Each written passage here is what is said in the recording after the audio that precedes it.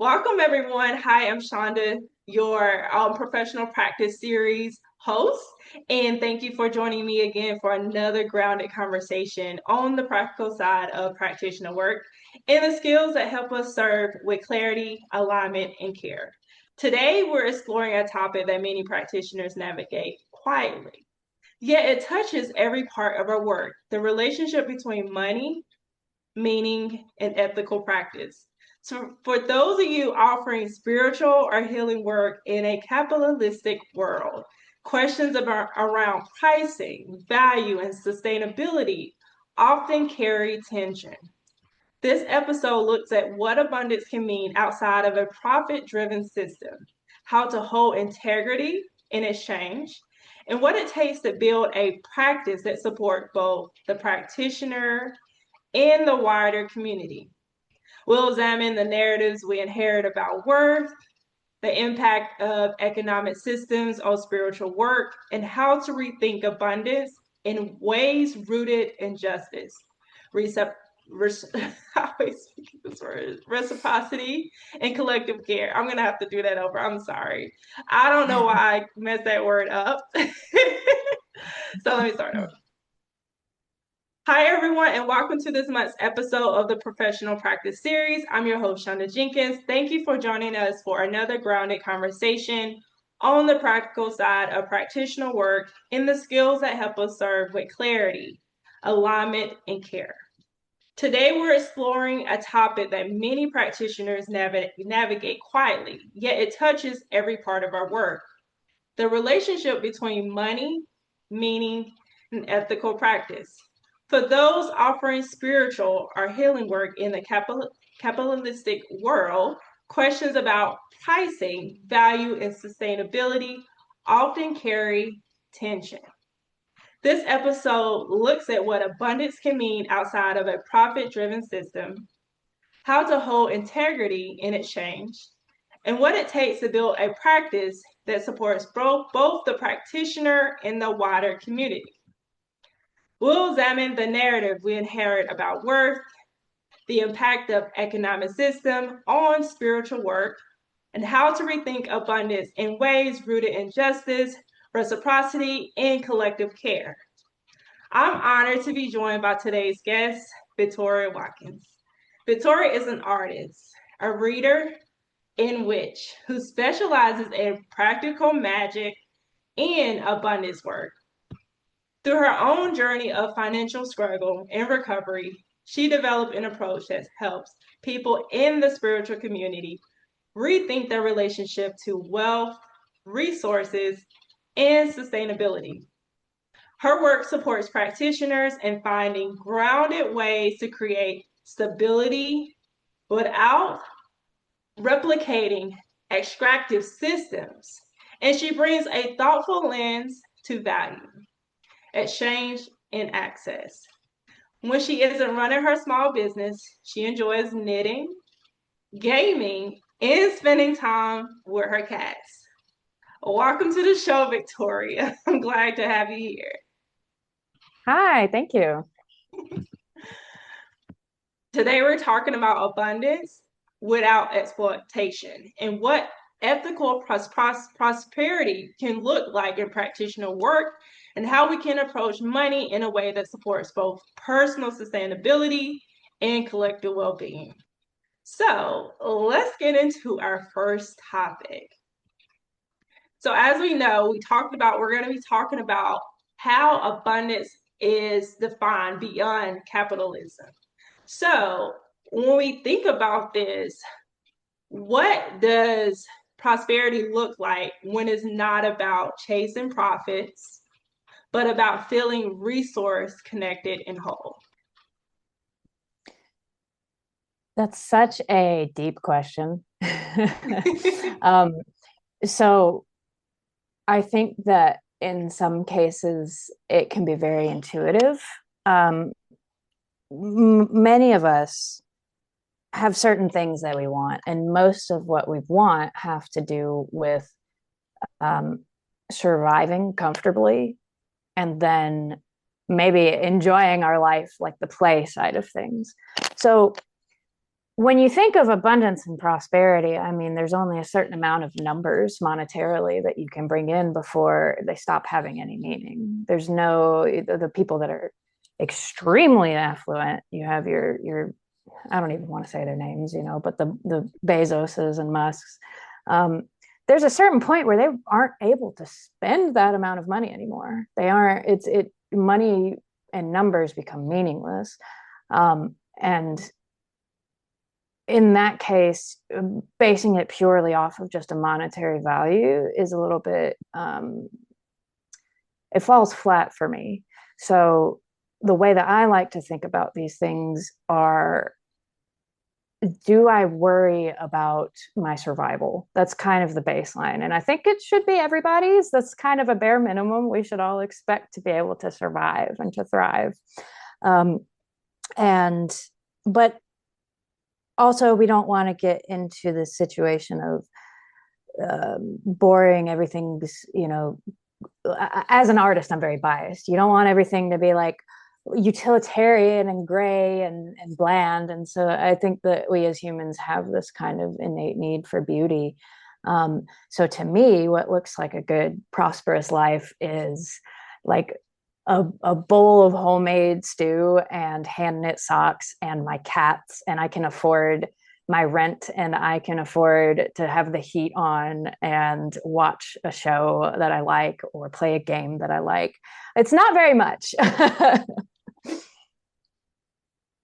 But I mean, like you said, it's really about like, okay, the number one is really about survival, right? Like Yes. making sure that we can survive because we live in a world that is, unfortunately, we got to spend money to Mm-hmm. survive and where we live at Mm-hmm. right now, right? So we're in this game. And so part of this game, abundance doesn't have to be for Elon Musk, Jeff Bezos, right? But what does it look like to us? And defining that can look different. It doesn't Yes. have to look like Elon Musk or Jeff Yes. Bezos or whoever, right?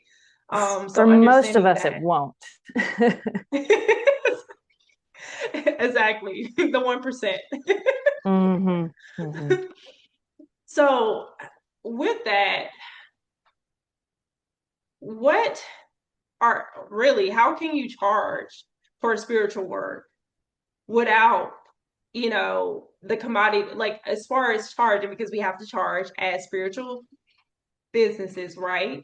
How do we Mm-hmm. earn a living from that without turning the healing into a product, manipulating people, or making spirituality something only the wealthy can afford? Because as we know, we're making Yeah. our prices for our services, but Mm-hmm. also not making it so that people can't afford it. Yes. So I'm going to get a little bit technical here, because Mm-hmm. I actually don't. So technically, I'm a reader. I have offered my services for free and for sale. Mm-hmm. That's not something that I spend my time doing in terms of making money.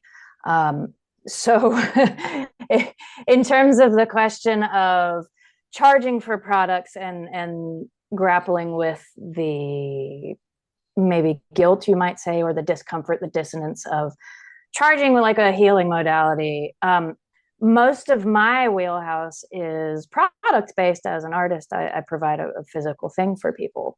But I think that my insights in that, kind of carry over. The one thing that is different between the two, as an artist producing products, there, as being a part of the supply chain, I am inherently exploiting people. And that is something that I have to come to terms with, and I have to do the most harm reduction possible around of, okay, if I'm going to be utilizing a supplier, do they have a way to see the inside of their production facility, whether they're domestic or overseas?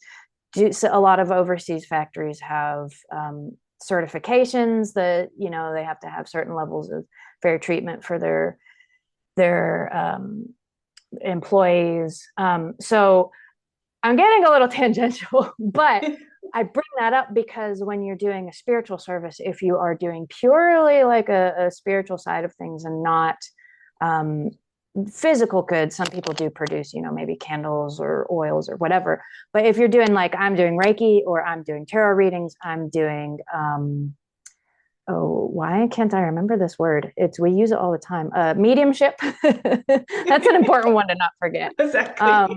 Energy work, those sorts of things. You don't have a supply chain. You're just showing up with your body. So it is in some ways a little bit less exploitative than the average day-to-day concerns we have with even just as much as our groceries and the things we need, like we can't avoid eating. So that's one way that we can kind of maybe alleviate a little bit of like, well, how can we charge for it? I mean, it's I have so many thoughts all at once. One thing that I really advocate for, and something that I do a lot in my small community, is bartering.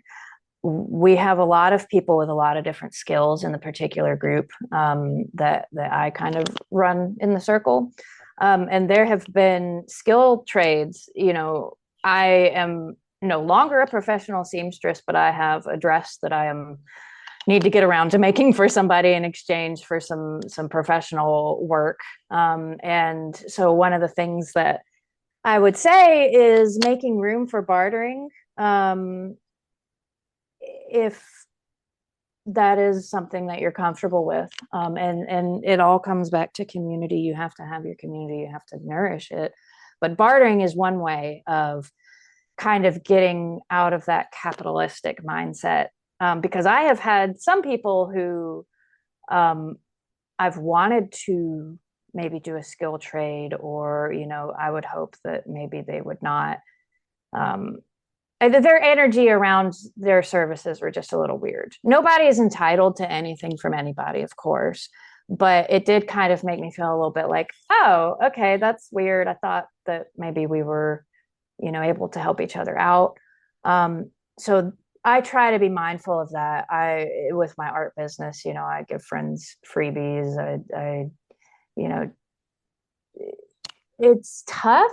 You can't do that for everybody. You can't barter away your ability to keep your lights on, but that is one way. Get creative with the things that people are offering. And if, they don't necessarily have something, they might have like a brother who's a mechanic or something like that. And it gets kind of back to the original way that things were, that the only reason that money was invented was because we didn't personally know and trust everybody in our own communities once they got large enough.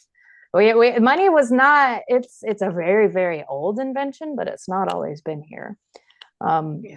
So that would be the kind of one major way that I would say, as far as like alleviating some of that discomfort with charging for services. But also, you don't want to undermine people's willingness to compensate you. Because I have for a long time been trying to find somebody that does like in-depth birth chart analysis. And I still haven't found anybody, but it's to the point where I would pay, maybe $300 for that sort of service for something, that someone who knew what they're doing. And that's not an insignificant amount of money. And I just haven't found anybody yet that, could provide that service in my immediate circle. But I mean, for every person like that, there's people who have a job and they're willing to have that kind of insight, and they value that.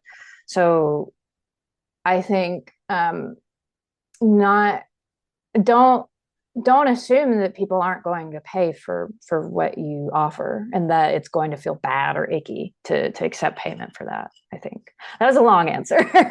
No, that is perfect, because honestly, it's also getting to our money wombs, and we're thinking like they're from a state of scarcity, right? Yes. There's not enough, so I'm gonna give all it away, and you only think that you can barter, or you only think that you need to give out freebies, or not bartering your whole business away, because you also need to pay your lights, unless they're going to pay your light bill for joining this session or whatever. And And just understanding that people can actually afford your services. We Yes. might think, oh, this is too expensive, scarcity mindset, or, the Hmm. poverty mindset. We're thinking our services is too much for our clients and customers, that we give it all out, or we charge less because we don't feel like, maybe we don't even think that is valuable. And Yeah. understanding that this is more than a product, right? We are using ourselves, right? Our spiritual gifts. And that's something that is priceless. Hmm. Yeah. It's I think that when you get into it, there's so much mindset work. I did a like a intro to money workings at the Carolina Pagan Fest a couple months ago. Yeah. And I think everybody was expecting me to be like, okay, you take your lemon and then you put your coins in and then you put the salt and then light a candle and say this and you're going to have $1 million. When most of what I talked about had to do with reworking your relationship to money and finances, because I find that clearing that kind of energetic position is going to do so much more than the metaphysical workings. I say that, of course, you want to do them in tandem, but there was a large period of time where I was like blocking my own income, and a lot of it had to do with the stories I was telling myself about money and finances. Mhm. And so, what someone who is telling themselves that story, like you were doing, like, how do they heal that side of the money blocks, or even Mm. the emotional and spiritual baggage that is carried around money? There's I could give an entire like hour long talk about it, and I have done it. So to try and sum it up, um, understanding like journaling, meditating on it, finding out what is it about money that makes you uncomfortable. For a lot of us in our community, a lot of us, it is disgust with the state of our society, with the ways in which late stage capitalism exploits people and cultures and systems, the way that our state fails to provide for its people and keeps us poor on purpose. And a lot of, well, when you live in that and you see that, then you start to think that wealth and affluence are only something that people who are bad have. Yeah. Of the people that are rich, most of them are terrible people. Like and the more money you have, it seems to be, the more wealth you hoard, the more you exploit people, the more you mistreat them. And I've done some kind of like spiritual reconciling of like why is something like money being rewarded to people that are bad. That's something I'm still working through, but a lot of it I think is that this energy around money, um, it's kind of like it's kind of like gravity or like a snowball. Like the more of it you have, the more power it has, is kind of what I've Mm. observed. But also I think that it's kind of affecting my cosmological view of things, of like, okay, well, it seems that money is neutral, perhaps, of like, it is not, we're being rewarded because we deserve to exist. Like, isn't that a terrible thought? But I think Yeah. that because it's a human made invention.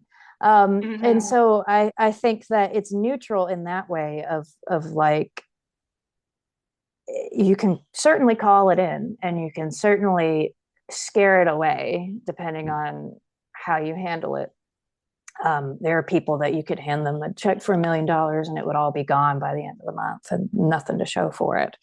Um, so I think in terms of healing it, understanding your relationship to why you spend what you spend on, working on this discomfort with having money, because I think that the difference between a millionaire and a billionaire, ethically, is a very large gap. And are any of us going to be millionaires listening to this? Probably not. Um, but I think that I'm a lot less suspicious of somebody who is a millionaire than a billionaire. I'll say that. But even if it's just like, okay, I want to make six figures a year, think about that statement. Like, I want to make six figures a year with my business. Some people, if they admitted to that if they admitted that to themselves, they would feel so disgusting and gross.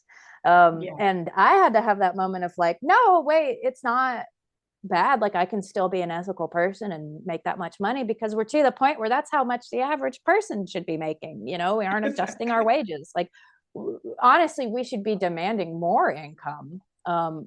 And part of it too is understanding that the more money that people in our community have that have good intentions and want to help people, the more that we have, the less is locked up in the bank accounts of people who are terrible. And then it's like, okay, well, we can utilize that power to feed our neighbors. I have a friend who, the Hurricane Helene last year destroyed their house, and the insurance companies and all the systems have just totally failed that family. And it's like, I wish I had more money to pay for it. And I'm like, okay, well, I am giving what I can to the GoFundMe. And I just think about, like, if I had more money, like, I could just completely replace that roof, like, they wouldn't have to go through all that struggle. And so part of it, I think, on an individual level, I think that to circle back around, because I can get very long-winded, to circle back around, the number one thing is to accept that having enough money to comfortably survive and enjoy our life is not a bad thing. And once you clear that blockage, it's going to be a lot easier to work through the other things. But I mean, I could go on for hours about all the various different wounds that people have and how they manifest. Yeah. No, I definitely like I agree. Like you think about like the advertisements and you when you start to learn about the marketing psychology and you're like you start to Mm-hmm. feel bad because like you got to market your business. Like am I deceiving people to get them to invest in me, and understanding like how are you showing up? What is your intention when you're putting out your Mm-hmm. content, and understanding that you if you have good intentions that you shouldn't feel bad about having those like marketing to people, and that the money that you make, and you if you are a good person, right, you're able to help more people. So no, I definitely Yes. agree. Money gives you freedom. Money gives Mm-hmm. you choices. Money allows you to be able to help people in your community. So understanding that is really money is not the bad thing. It's really who the money hand is in that makes it look like a bad Yes. thing. Yes. So I think that, yeah, I mean, well, I could almost have sympathy for a billionaire if you, I suppose, forced me to. Um, because, yeah, like, the thing is, are they actively harming people? None of us have the power to completely uproot a community of impoverished, Black and indigenous people, and just be like, nope, we're bulldozing all your homes because we want to test SpaceX rockets here. Like, none of us can Exactly. do that. No matter how much money we earn, like, I don't think any of us will ever get there. And so, yeah, what are we doing with our money? And what is our intentions with it? And hopefully having the sense of duty to our community and to those around us to support them, because I won't lie, it can be hard of me thinking like, oh man, I'm feeling broke right now, I don't really have money to give to people, but like, who will? Yeah, exactly. So when we think about like the capitalistic success model, um, competition, branding, urgency, how does these mainstream business strategies distort spiritual work and drain Mm-hmm. practitioners also and create harm, right? And what is more aligned in intentional models? What can they look like for practitioners? Yeah. It is funny because I have definitely learned the psychology behind things. And ultimately, I'm not wanting, like, I would feel bad if it's happened before with my art business. I've sat there and someone has like borrowed money from their friend because their bank account has no money, and they're like, I really want to buy this and I'm using my like friend's money to buy this, and I'm like, I can't stop you. That kind of makes me uncomfortable, but I can't Yeah. stop you. So in terms of the spiritual services, there's also this element of like a lot of people who are seeking them out have some sort of vulnerability. um, Now, if you really want to get down to it, anybody who has any type of money has some sort of either vulnerability or thing that some people considered a problem to solve. And in some marketing and sales psychology, they call it agitating the problem, of making them aware of it. It's what, for example, beauty companies do. They make you feel hideous. Then it's like, well, I got to buy this foundation, you know. And I don't wear makeup that often, so, but it's one of those things where it's like, they sometimes invent a problem. So I would say that if you're trying to think about what your business could look like, um, without engaging in that, then, not trying to invent problems for people. Um, there it's kind of like the classic psychic scam that you hear about, of like, you go on a whim to a tarot reader, and it's usually the ladies that have, like, it's in a house, and they have like, you go to their living room, you know what I'm talking about, and you go in there, and then they're like, oh my god, you're cursed, I have to use like real gold in this spell to uncurse you, and it's going to cost a lot of money. Like, so unfortunately, the people that are going to do that are going to be the ones that are going to do it either way. And to each their own, I suppose. But you have these, you have to be genuine with people. And I have seen people, professional readers, talking before about folks who are in a situation and they're clearly going through it, and they keep getting the same reading over and over and over and over because they're obsessive and they just want something to be different. And having that conversation of like, I'm not going to keep taking your money to tell you the same thing every time, as lucrative as that might be. So maybe it looks like, in terms of a model of what that looks like, is having, I've seen people have specifics on who they will and won't read for, what types of topics they will and won't read for, and not to just be reader specific, of course, in terms of people looking for other types of modalities, that, you don't want to, that would be exploitation to me, of finding someone who's perhaps like, my husband cheated on me and he left, and is he coming back, and it's like, no, and then the next week it's, is he coming back, and it's like, no. So being firm, perhaps, as a service provider, is one way that you can kind of protect against that. And another, I would say, is I've seen some of my peers do sliding scale, that they offer readings that are kind of, a payment range, and they have like a lower limit that they feel comfortable with and a higher limit. And I'm the friend, as the, abundance, which I always want to be like, oh, you need to have a higher end to that cap. What if they want to pay you more? Or like, tell them you take tips, or, I am shameless in terms of like, if somebody wants to give me more money and they feel good about it, I'm not going to stop them, which some people would take issue with. I'm not going to get in the way of my own money. We'll put it that way. And for me, when I have set up a payment plan or a payment range of services, I have said, this is what I feel comfortable charging. And if I personally don't offer sliding scale out the gate. If I knew somebody that was, honestly, if I knew somebody that really needed it and they were struggling, I would do it for free.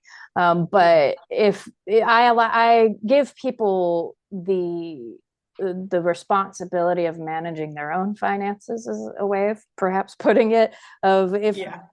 if they don't like the pricing that I set, then they get to self-select and not go with me. And so that's kind of one way I think about it, is like, no, but I'm not forcing anybody to pay for anything. And might I add, I've done very few paid readings. Most of them have been like volunteer or for free, or, um, so um, I've kind of forgotten the original question. Hopefully I've answered it. No, that was good. It's really about like having that attentional model and like what does that look like, regardless if it looks like the same for everyone else, but really what it looks like for you. Yes. Yes. Your own personal business needs, your own comfort levels, the types of services you provide, everything is so individual. And I imagine that most of the people coming to this, listening, trying to figure out how to ethically run this business would automatically have a heightened sense of doing things properly and not being exploitative, because you have to really not give a fuck if you want to scam people. Like if you are going to be a scammer, I don't think those types of people are going to be listening to this. I don't think that we could reach them. But there are a kind of maybe some harsh truths and realities of like, if you are going to run a business, you're going to have to do things that feel imperfect. Like I kind of Yeah. mentioned earlier with the supply chain of like, I'm outsourcing my materials from overseas, which honestly, some people kind of like, ooh, you're getting your stuff made in a factory. That's bad. It's like, it kind of feels, as a white woman, maybe this is not good for me to be the one to say this, but it feels a little bit racial of like, what's so wrong about what people in China are making? Like, you know what I mean? Like, Yeah. if you are looking at a factory that has this like certification, and they'll like, they are not exploiting their workers, and it's like, well, what's really the difference? And Yeah. unfortunately, like, you have to participate in the game of like, you have to charge people money if you're going to run a business. And if you're not making a financially solvent business, then you're working in an office making a CEO richer. So, you know, pick one, Choose pick your one, yeah.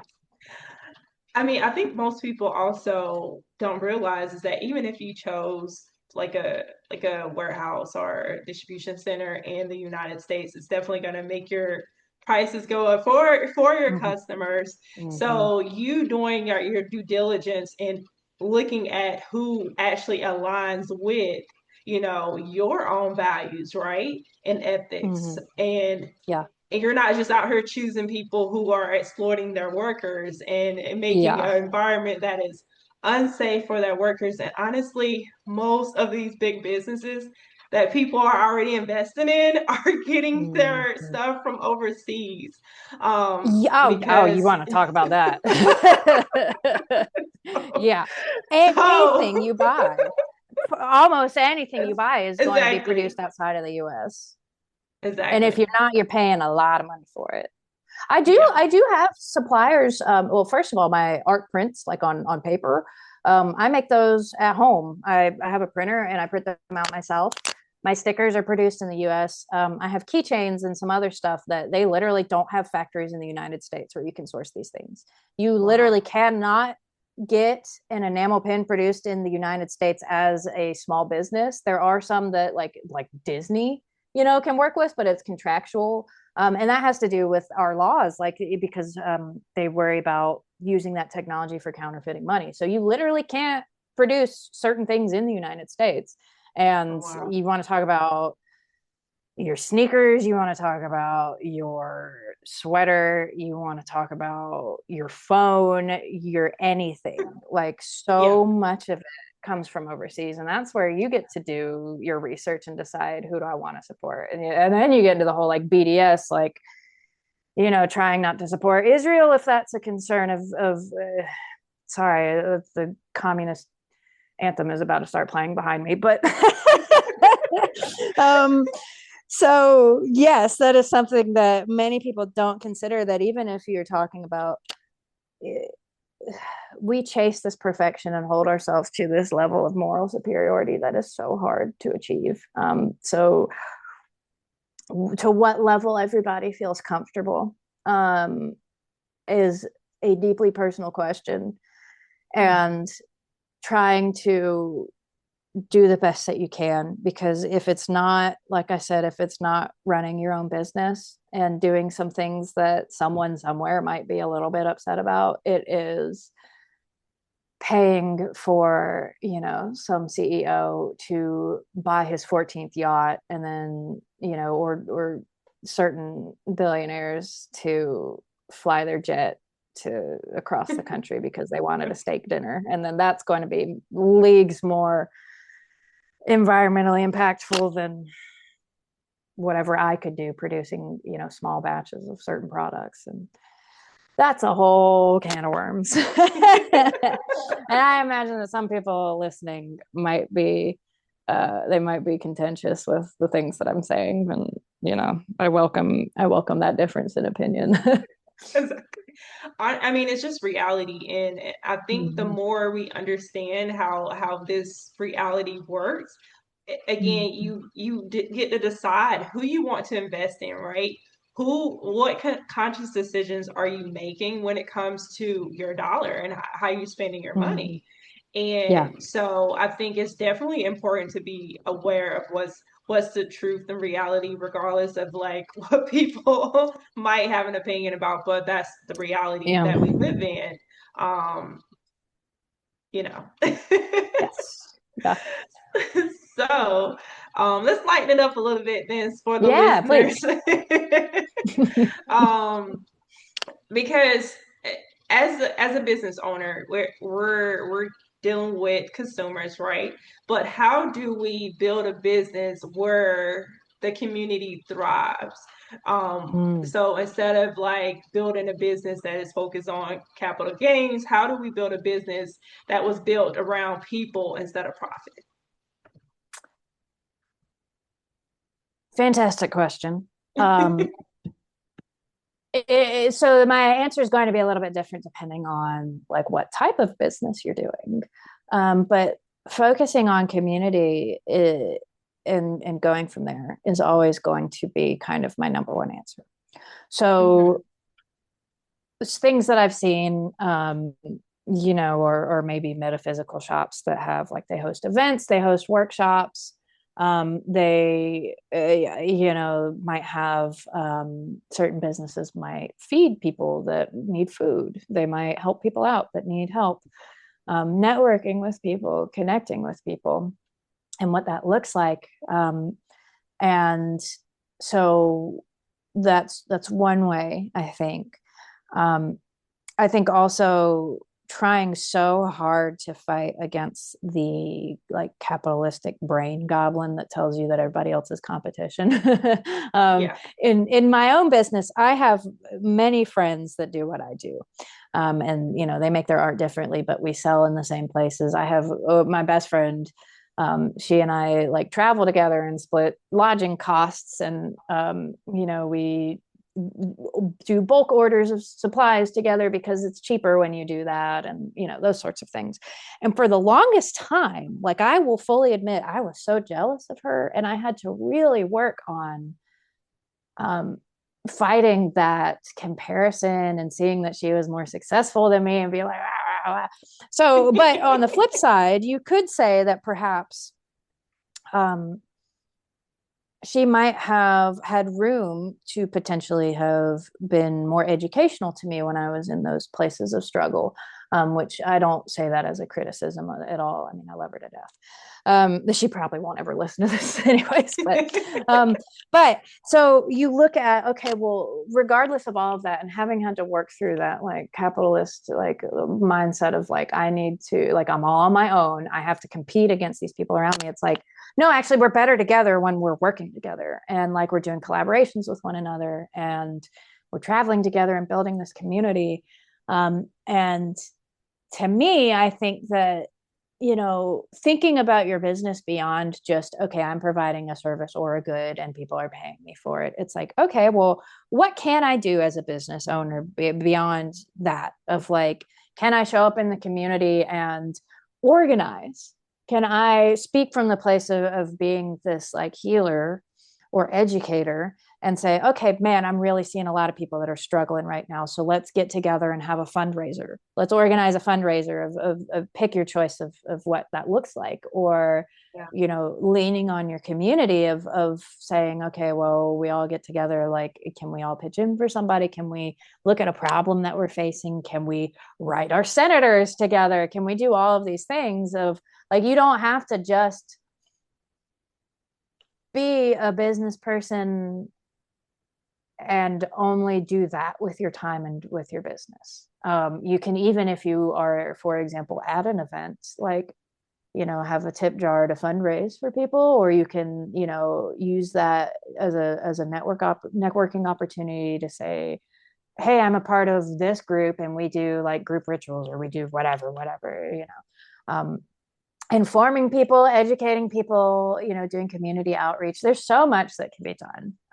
And I think that it kind of makes you feel a little bit less crazy when you do these things. Like, for example, I'm donating a painting to the friend that I mentioned earlier, that had their house, have the tree fall on their house. I'm donating a painting as part of a fundraiser to try and you know, community fundraise. And that costs me like nothing but time and like, you know, $1 for the canvas and like maybe 50 cents worth of paint. I paint very thin.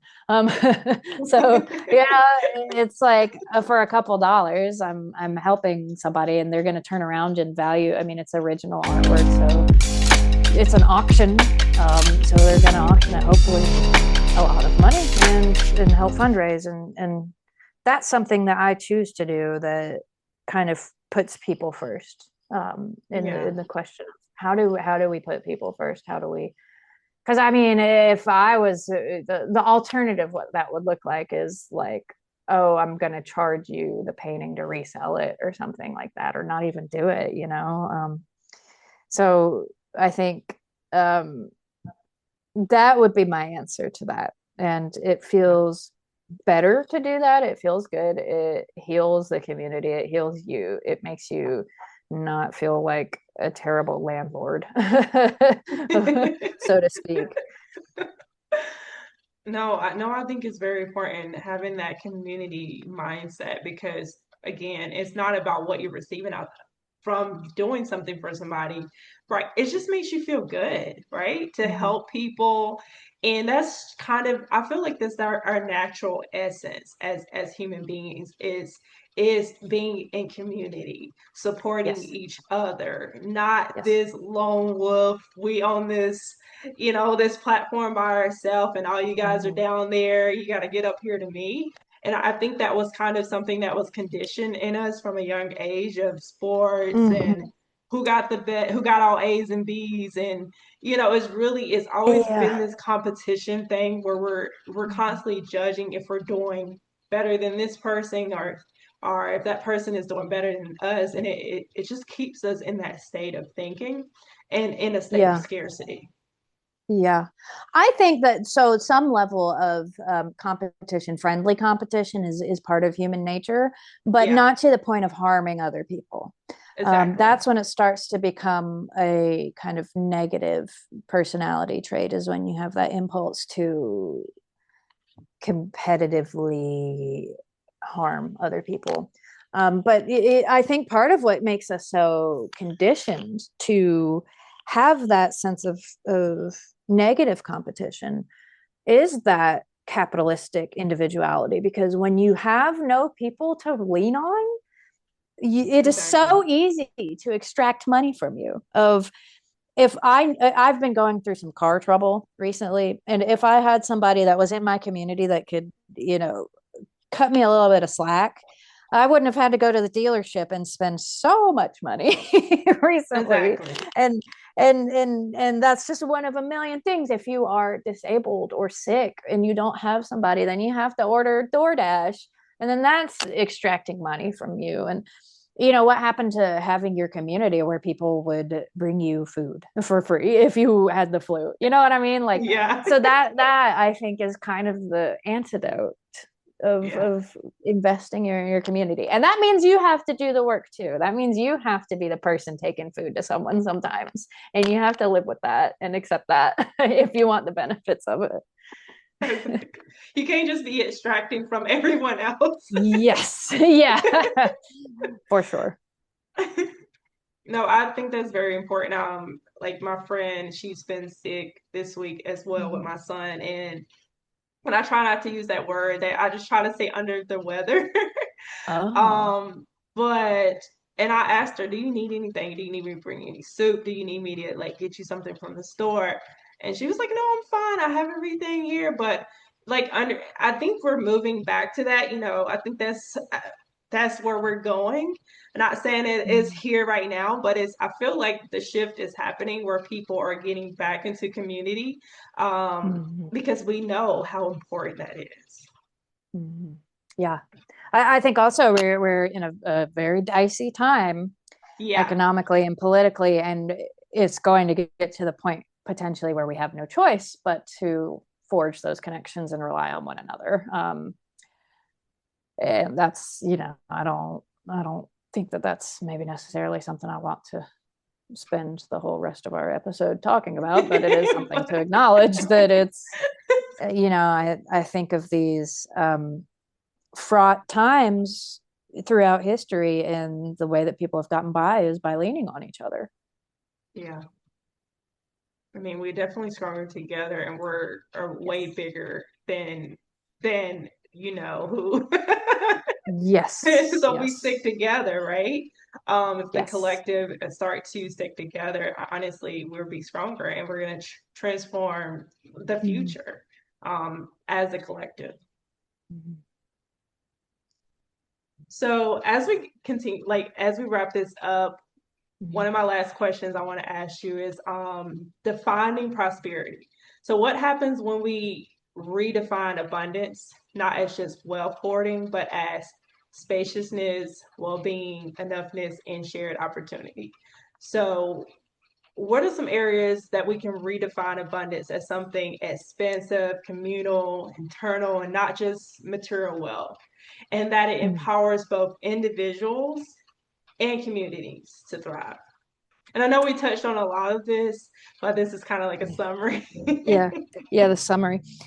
So I have opinions about the way that we use the word abundance in our community. Because if you think about it, grains of sand are very abundant. But when we talk about, oh, I want to do abundance work, or I'm trying to grow abundance. Well, like abundance of what? You mean money, or money being is functionally the potential to do things, very largely broadly put. If you have money, then that's the potential of, oh, I could buy food with this, I could buy services, I could all of these things.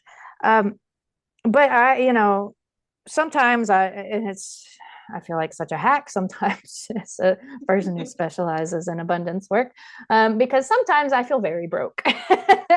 Sometimes I have $200 in my bank account. That's just part of being a business owner.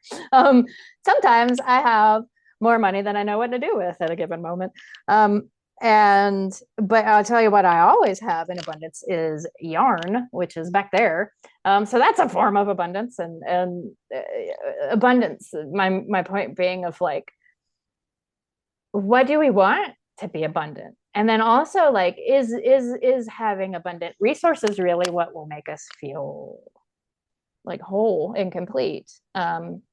Because a lot of times our financial traumas stem from that individualist, like, I need to take care of myself and I never need to be stressed about having money again. And it's like, I've spoken with people before that I am quite frugal, and when it comes down to it, I have got pretty much everything that I want except for owning a house, and we're kind of maybe working on that right now. So when I'm like, okay, well, what am I going to use that abundance for? Like, what am I working for? I'm mostly working for the feeling of not having to feel panicked, like I can't survive comfortably. That is its own beast of this feeling of like, I don't know what I'm going to do. I'm going to be out on the street. I can't afford to feed my kids. And those are very real, very horrible experiences to feel and to have. Yeah. And so for a lot of us, that's really what it looks like. It doesn't look like, having 3 cars and a 6-story house and, going on like vacations every 2 months. Like that's, I think I would be quite uncomfortable with that. And evaluating our idea of what makes us happy, what fulfills us, and why. And I think as spiritual people, we are predisposed to being a bit more content. I say that very, very, very cautiously. Every community has its own people who unfortunately invite and embody chaos and unrest. But as a whole, we tend to like to work on ourselves. We like to do shadow work. We like to journal. We like to meditate. We like to find out why we are how we are. And so, understanding, do we have this realization that, what are my financial goals and why do I really have them? If we're talking purely from a financial definition of abundance, well, like why, like, do I really need that to be fulfilled? And so looking at abundance of, well, what am I, what am I calling in and why? Yeah. Because I have found that I think part of what I have been manifesting for myself feels traditionally like not that much. I mean, I think my income for this year is going to be like $36,000, which for a self-employed person, that's awesome. But, That is awesome. relative to what we say that we should aspire to, I mean, that's low. Society will tell you it's low. I will say that I would like to make more money to be more comfortable and not have to have these dicey moments. And then also, yeah, to invest in the people around me. But is it like, am I manifesting winning the lottery? I mean, maybe a little bit sometimes. but moreover, my main thing is I don't want to have the panicked fear of how am I going to support myself? How am I going to support my loved ones? How am I going to enjoy my life too? I think that we all deserve to. I mean, I honestly, a lot of my spiritual beliefs is that I think that we're here to play as Yeah. humans, and enjoy life. And so, you want to make room for that. And so to kind of, I suppose, sum it up is like what abundance looks like to me sometimes is my stomach is full of good food. Like I said in the beginning, like I've got hand knit socks on my feet. I'm hanging out with my cats. I don't have to worry about, can I afford their vet bills? Like that, it's like the cliche, like you watch a movie and it's like the man is looking at his wife and his daughter and he's like, I'm the richest man in the world. But it's like kind of true, low key. Yeah. I mean, That's, I think. because I mean, you can have everything like financially, if we talk about abundance, but like you said, abundance is not just money. Mm-hmm. It's everything. Everything. We have an abundance of water in the ocean, right? We have Mm-hmm. abundance of food to eat, in your fridge, Mm-hmm. depending on everyone's situation. So abundance can look differently for everyone, and really defining that, and Mm-hmm. it doesn't have to look the same as mine and yours, right? But Mm-hmm. really defining that and being content. And I know that people don't probably like that word, but I feel like contentment is not a negative word. if you are searching for fulfillment in something and you continue to keep searching for it, right? You think money is going to bring you fulfillment. It's really about being fulfilled in wherever you are at in life, Mhm. and Yeah. recognizing all the abundance that is around you. So, Yeah. no, I definitely agree. I, I find it funny that people think that contentment is a negative word because that is like what we strive for. Maybe Yeah. contentment has the baggage of like to accept a situation that's less than ideal, and that's not what I mean. I mean like the emotion of contentment, which is a Yeah. very beautiful thing to experience. Let me tell you.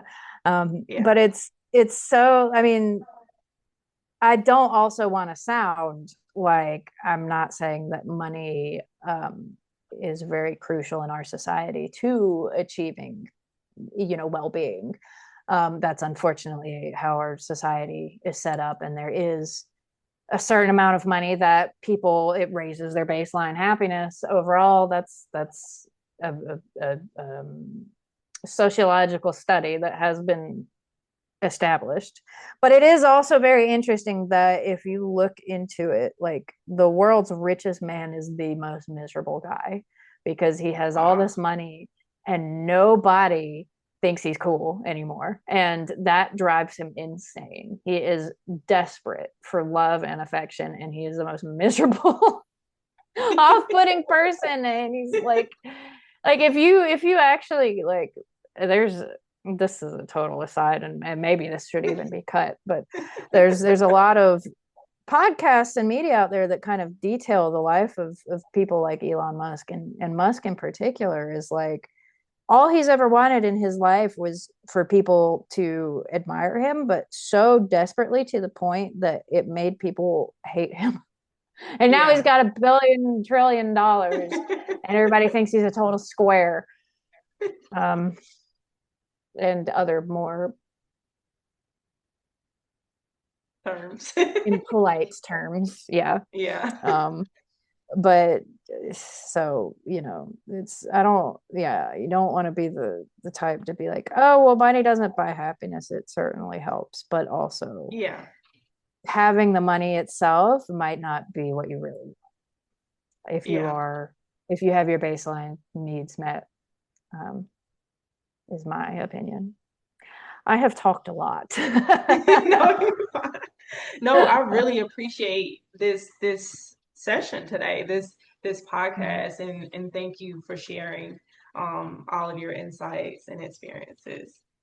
Is Mhm. there anything that you want to share that I haven't asked you that you feel like could be helpful as we wrap up this episode? Well, you know, so as I mentioned kind of in my bio, I'm an extremely practical person with the metaphysical side of things. Yeah. Um, and so to me, I almost feel like it's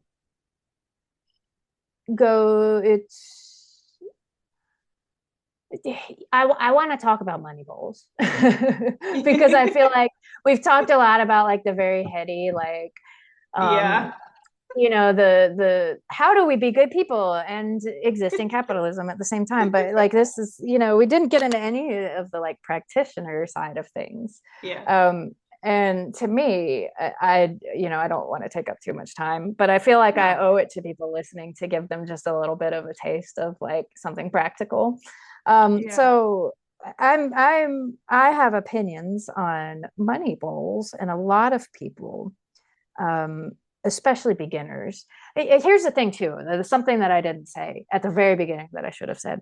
I liked the part in the intro that said that money is one of those things that practitioners quietly deal with, because nobody wants to be all the like, oh, I'm Scrooge McDuck money bags over here. But everybody, it's kind of like sex. Everybody wants to know about how to bring in more money, even if they don't admit it outright. Like everybody's curious about it. It's a very alluring topic. Yeah. And nobody is gonna like, if I brought you $100 bill, you would take it. You wouldn't be like, oh Exactly. no, where'd that come from? The ethics. Oh no, no, you're gonna take that $100. So what I see with a lot of people is actually this deep curiosity on the money side of magic. And a lot of that comes across in everybody talking about money bowls. And I have opinions about them. For one, I think a lot of people are doing too much with their money bowl. Um, First of all, please stop putting your candle in it when you got all these herbs and rice and paper dollar bills in there. You're going to burn your house down. And then I guess you'd attract an insurance payout, but like at what cost? So please don't put your It might candle be in your there. fault at that point if you Yeah. burn up your Yeah. house. So in my opinion, put your candle outside of your bowl. It's not going to make a difference. I don't even burn a candle with mine. Um, Yeah. Often I have a weird practice because sometimes I'll have a candle burning just as I do other various work, just and it is not specifically for like, it's just more of like denoting that like, oh, this is ritual, right? um Yeah. but it's like, if it makes you feel good to burn a candle, do it, whatever. I'm sitting, the reason I keep looking off camera is I'm looking at my bowl like it's gonna beam um smart thoughts into my brain. It's like to my right over here. But um a lot of people too are like, oh, I'm gonna, refresh it every month and whatever. And by all means, if you want to do that, do it. I do mine about once a quarter. um, Yeah. and that's a lot longer than a lot of people are doing for theirs.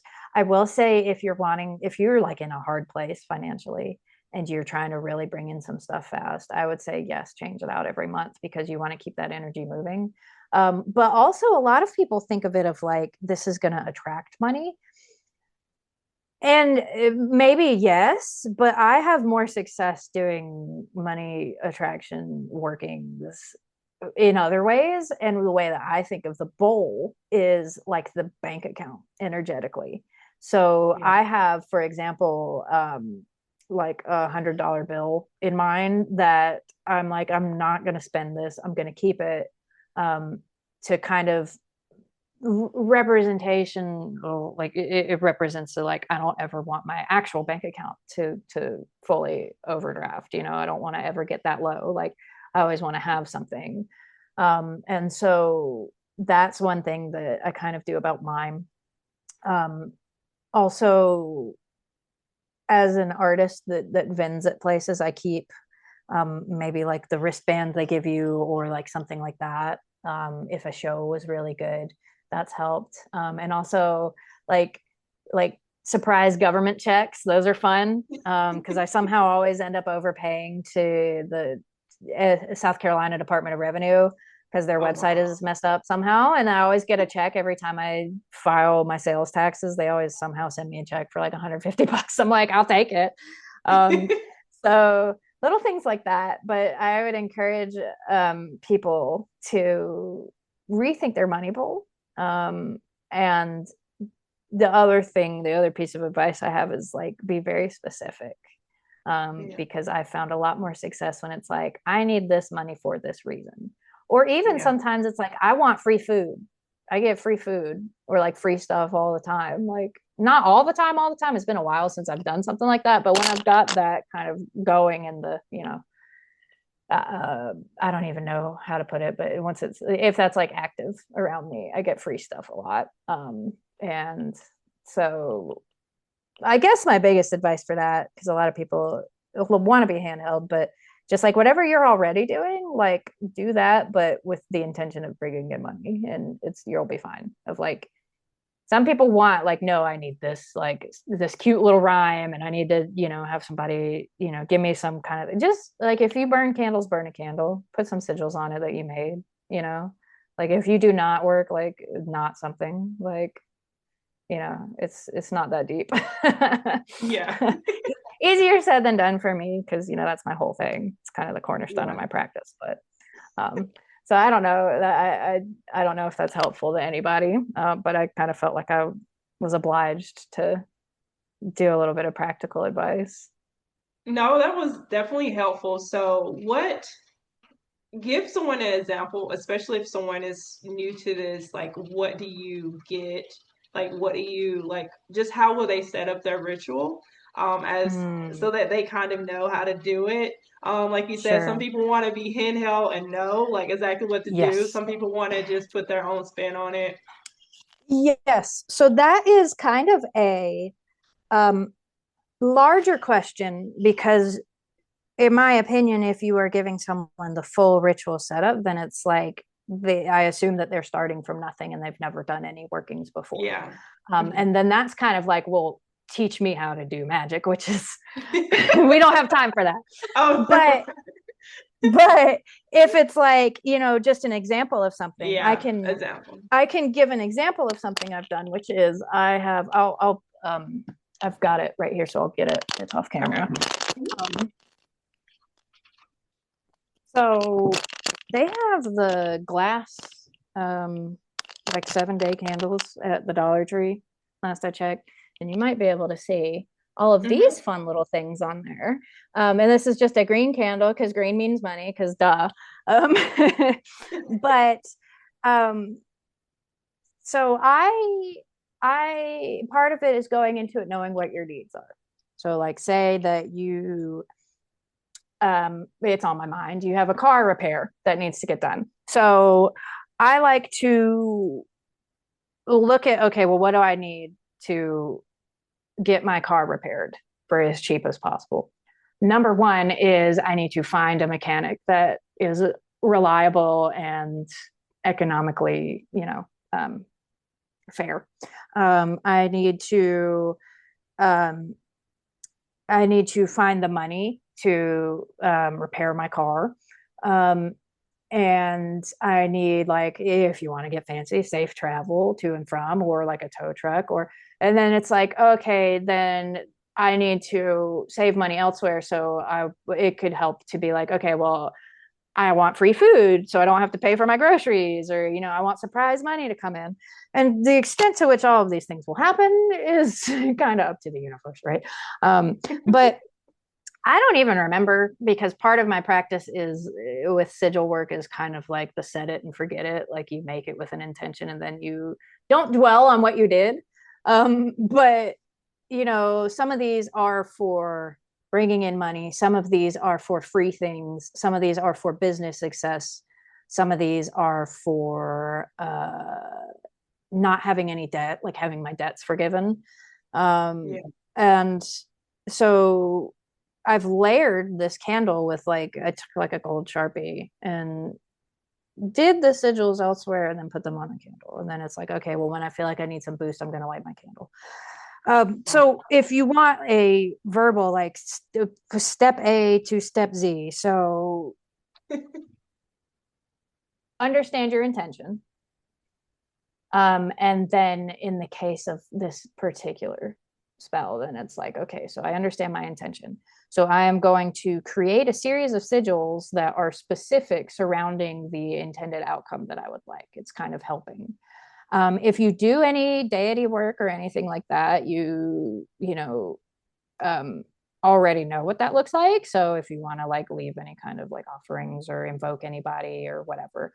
Oh, actually, going back to the very beginning, you want to cleanse your space and your tools. That's important. I've been doing this a while, so you kind of take that for granted. You cast your circle if you are about that sort of thing. Cast, cleanse, ground yourself, please. If you are new to this, learn about that, because then you'll have a migraine after you get done with your work and not know why. And so you do all of the basics, the grounding, cleansing, casting, and then if you want to call in any deities, which can be very helpful, you do that, and then take your intentions, write out maybe these different statements of intent surrounding your end goal, turn them into sigils, and then you can inscribe them on your candle.